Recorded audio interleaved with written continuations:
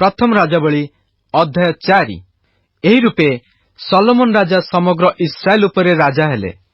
एमाने तांकर अधिपति थिले, यथा सादकर पुत्र असर्य याजक, सीसार पुत्र इलीहोरब और अहिय लेखक, अहिलुद्र पुत्र जिहोशाफाट इतिहासकर्ता और जिहादर पुत्र बनाया सेनापति थिला। पुणी सादक और अबियाथर याजक थिले। नाथन पुत्र असर्य देशाध्यक्ष मानकर प्रधान थिला और नाथन पुत्र साबुद याजक और राजांक मित्र थिला। पुणी अहिसार गृहाध्यक्ष थिला और अबद्र पुत्र अदोनीराम बेठी कर्मर अध्यक्ष थिला। आ समग्र इस्राएल उपरे सलोमनकर 12 जन देशाध्यक्ष थिले। सेमाने राजा और तांकर गृह पई खाद्यद्रव्य जोगाइले। प्रति जन वर्ष मध्यरे एक मास पई द्रव्य जोगाइले। आउ सेमानकर नाम एही: इफ्राइमर पर्वतमय देशरे बिनहुर, माकस ओ सालबिम ओ बैतसेमस ओ एलन बैथानन रे बिनदेकर, अरुबोतरे बिन हेसद, सखो ओ समुदाय हेफर प्रदेश ताहार अधीन थिला। समुदाय दोर उपपर्वतरे बिन अबिनादब सलोमनकर कन्या टाफत ताहार भार्या थिला। तानक ओ मगिदो ओ बैतसान ठारू आबेलम होला ओ जगुमियाम पारी पर्यंत सर्तन निकटवर्ती जिस्रिएल तले थिबा समग्र बैतसान रे अहिलुद्र पुत्र बाना, रामत गिलियद रे बिन रोबोर, मनसीर पुत्र याइरर गिलियद स्थित समस्त ग्राम ताहार अधीन थिला।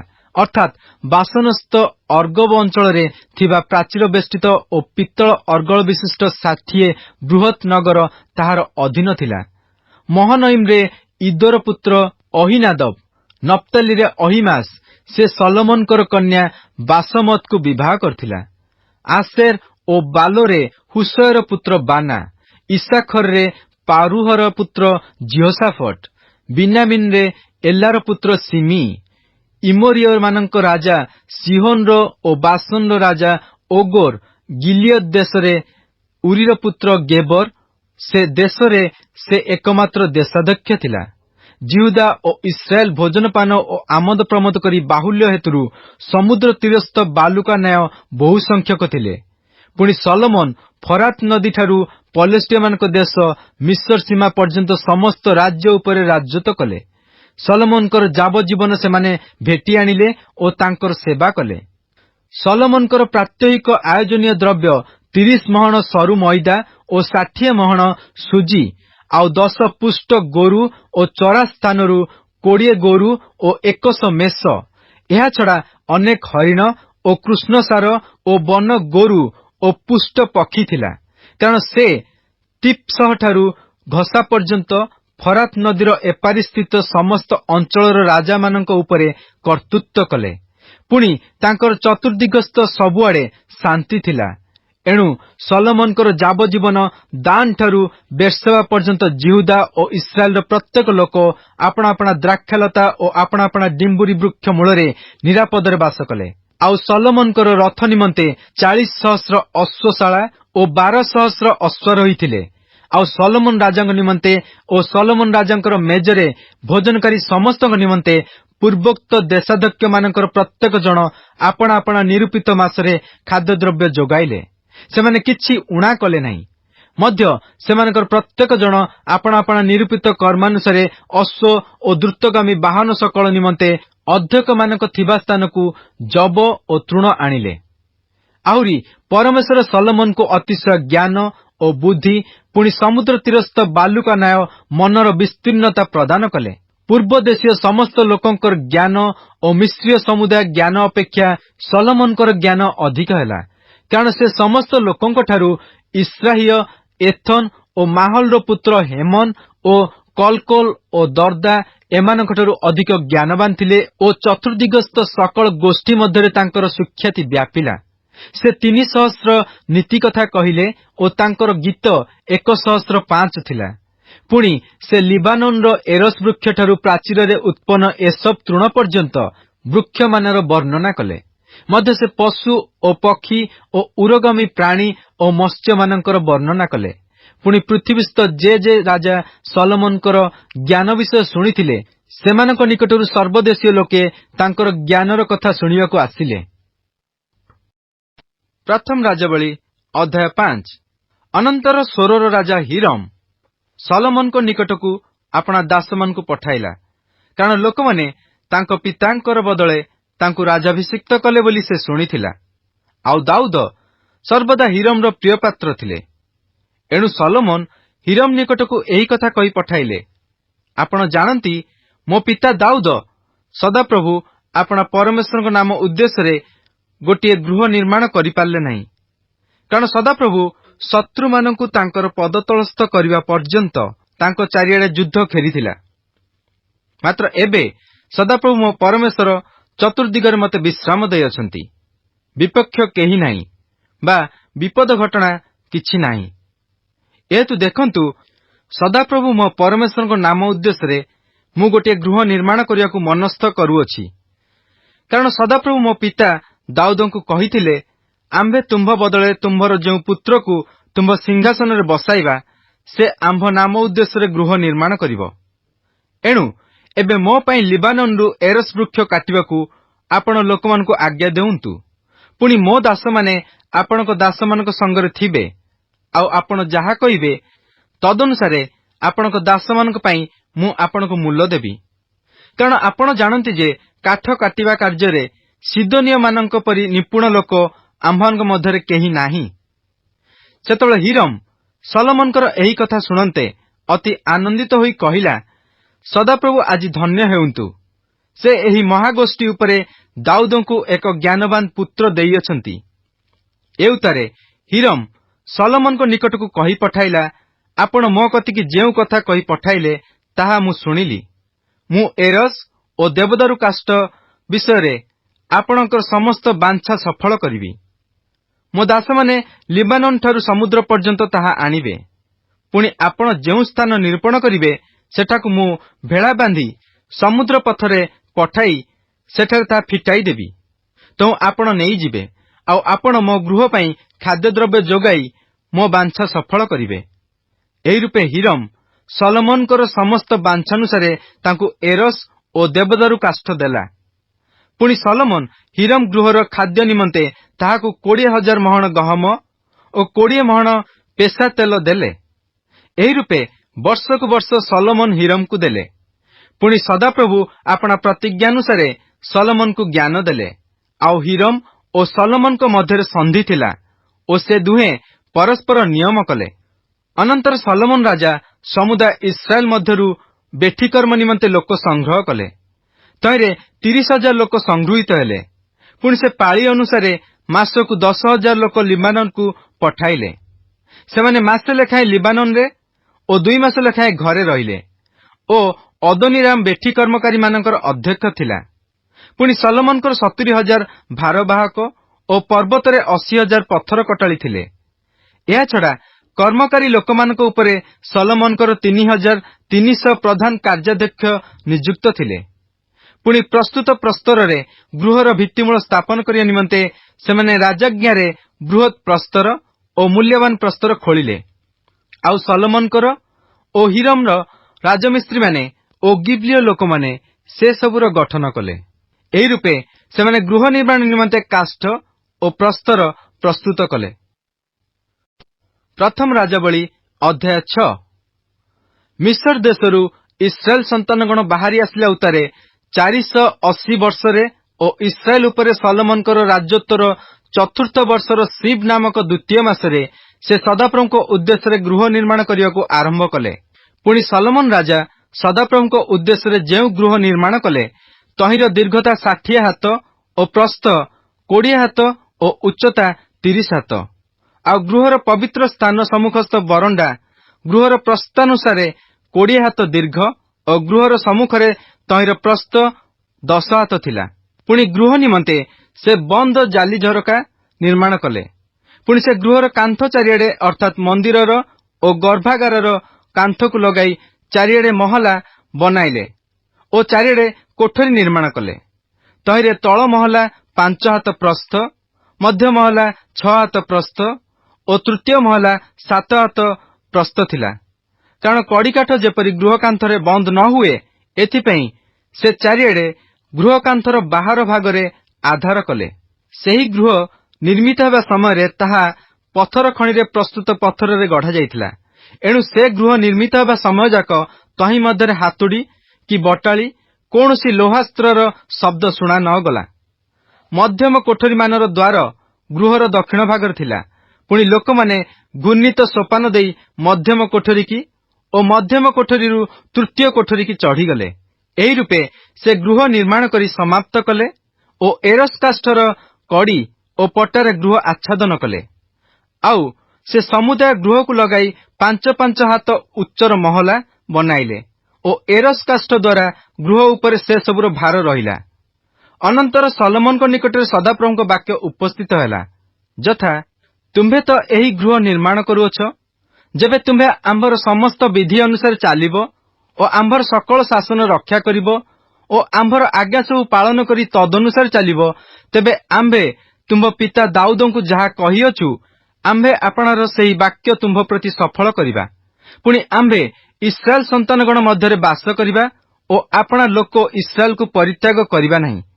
ଏହି ରୂପେ ସଲୋମନ ଗୃହ ନିର୍ମାଣ କରି ତାହା ସମାପ୍ତ କଲେ। ସେ ଭିତରେ ଗୃହ କାନ୍ଥ ସବୁରେ ଏରସ୍ କାଷ୍ଠର ପଟା ଦେଲେ। ଗୃହର ଚଟାଣରୁ କାନ୍ଥ ଛାତ ପର୍ଯ୍ୟନ୍ତ ଭିତର ଯାକ ସେ ସେହି କାଷ୍ଠରେ ଆଚ୍ଛାଦନ କଲେ। ପୁଣି ଦେବଦାରୁ ପଟାରେ ଗୃହର ଚଟାଣ ଆଚ୍ଛାଦନ କଲେ। ପୁଣି ସେ ଗୃହର ପଶ୍ଚାତ ଭାଗ 20 ହାତ କରି ଚଟାଣରୁ କାନ୍ଥ ପର୍ଯ୍ୟନ୍ତ ଏରସ୍ କାଷ୍ଠର ପଟା ଦେଲେ। ସେ ଭିତରେ ଗର୍ଭାଗାର ଅର୍ଥାତ୍ ମହାପବିତ୍ର ସ୍ଥାନ ନିମନ୍ତେ ତାହା ପ୍ରସ୍ତୁତ କଲେ। ତହିଁରେ ଗୃହ ଅର୍ଥାତ୍ ଗର୍ଭାଗାରର ସମ୍ମୁଖସ୍ଥ ମନ୍ଦିର 40 ହାତ ଦୀର୍ଘ ହେଲା।